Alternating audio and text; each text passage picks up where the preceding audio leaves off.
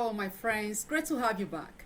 Imagine you are the captain of a ship, but instead of letting your crew sail, you keep grabbing the wheel every time a wave hits. Sure, the ship will move, but no one else will learn to navigate. And when you are not there, the ship stalls. That's what it's like when leaders keep solving all their team's problems. You feel helpful, but you're actually holding them back. So if you want a high-performing, ownership-driven team, you've got to stop being the hero and be a coach. So welcome to Excel, the place where the exceptionals come to get better every day. My name is Juliet Igwe, a certified leadership coach and mentor. This video is for every leader who is tired of hand-holding and is ready to build a team that thinks, acts, and owns the mission like it's theirs. Let's dive in. Let me tell you about a leader named Grace. Grace led a talented team, but her inbox was always full, her calendar packed, and every day felt like an emergency room. Why? Because her team depended on her to make decisions, to fix mistakes, and unlock their progress. She was proud to be always available. But slowly, resentment crept in. The team was stuck in a cycle of helplessness, and Grace was exhausted. Here is the truth. When you constantly solve problems for your team, you rob them of the chance to think critically. You train them to rely on you, and you delay their growth and your own freedom as a leader. So it's time to shift your role from the hero to a coach. Let me say this clearly, my friends. The greatest gift you can give your team is not your time, it's your trust.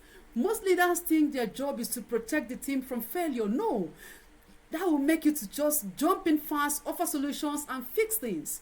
But here is the twist. When you rescue your team from every challenge, they stop trying to rescue themselves. You become the bottleneck, and they become passive executors, not owners. Think about it like parenting. If you tie your child's shoelaces every day because it's faster, guess what? They will never learn to tie them. Leadership is the same. Let me share a short story about my mentee.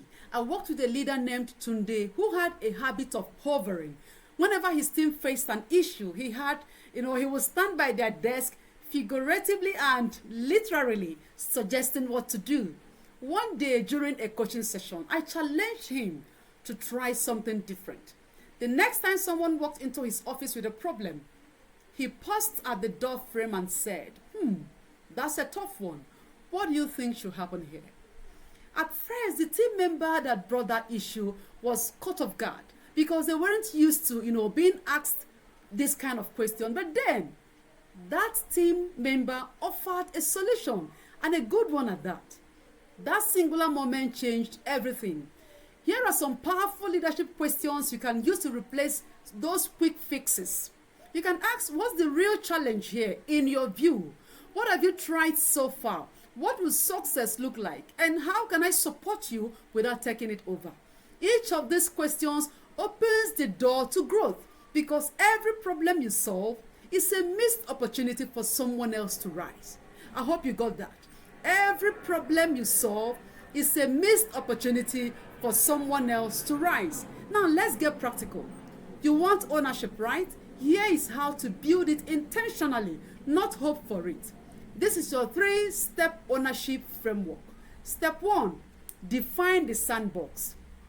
Ownership without clarity equals chaos.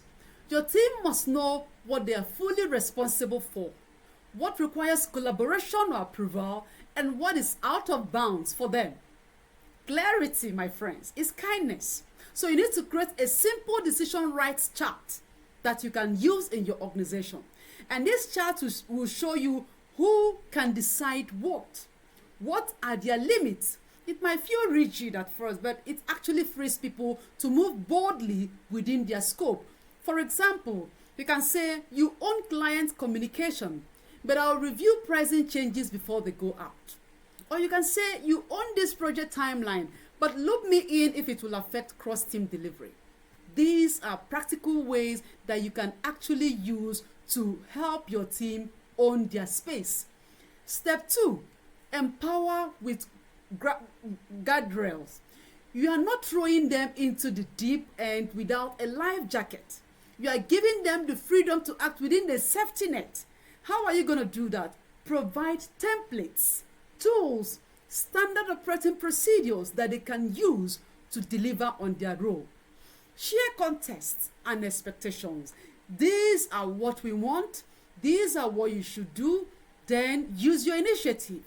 Encourage initiative and accountability. When someone brings you a problem, instead of jumping in to solve that problem like a hero, take like 20 minutes to draft 2 solutions and come back. You can just tell them to do that as well, and tell them that you will review it with them later.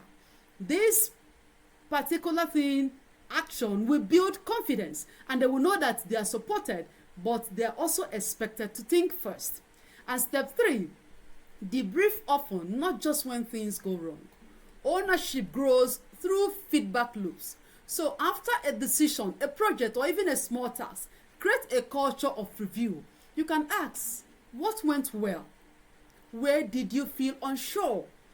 What could we systemize or document? And how can we repeat or scale this success? For example, a school principal started a Friday team ritual. That ritual was a quick 15-minute what I owned this week circle. Each team member will share one thing they tackled independently. It became a highlight and a subtle accountability engine. Because when you are coming for that meeting, you need to come with at least something you owned for that week. When your team knows they can try, they can reflect and grow without fear, they start acting like leaders. So when you step back, they will step up. Here is the paradox of leadership. The more you let go, the stronger your team becomes. Let's go back to Grace, the leader we talked about earlier. When she first stopped solving every issue, the silence felt uncomfortable. People stumbled. Mistakes were made. She had to resist the urge to jump in because her instinct was to protect. But she held back. Strategically and slowly, something amazing happened. Her team stopped asking her for permission. They started bringing solutions, not problems. They owned their projects like entrepreneurs. And guess what? The quality of work improved. And there was an identity shift. Leadership isn't just a position. It's a posture. Grace shifted from being the doer to the developer, from being central to being foundational. She stopped being the engine and became the architect. Wow. And isn't that the goal? You don't want a team that needs you 24/7. Come on. You want a team that can thrive when you are not in the room. You want to walk into a meeting and just say 5 words. What do you recommend?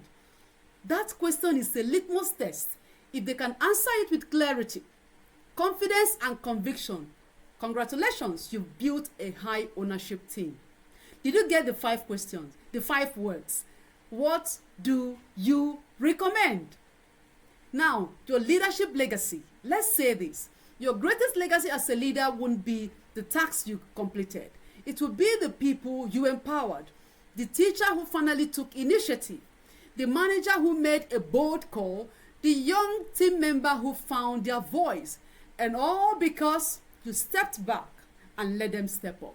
So today, I want you to ask yourself, where am I still being the fixer?